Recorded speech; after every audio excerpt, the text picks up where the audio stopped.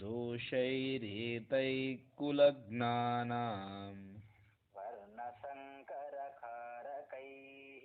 वर्णसङ्करकारकैः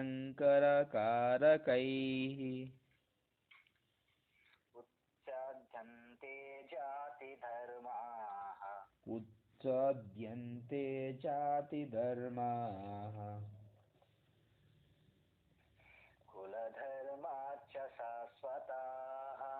कुलधर्माच्च शाश्वताः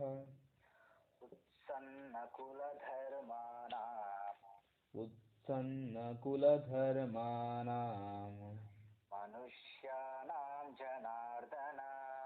मनुष्याणां जनार्दन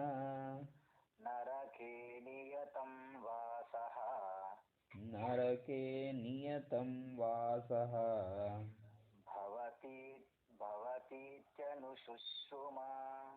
भवतीत्यनुशुश्रुमा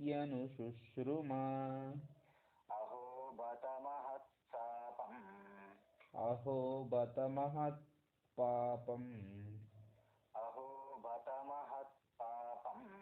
अहो बत महत्पापम् कर्तुं व्यवसिता वयम्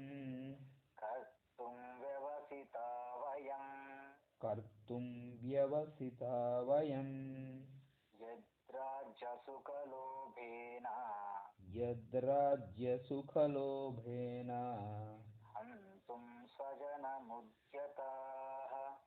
हन्तुं स्वजनमुद्यताः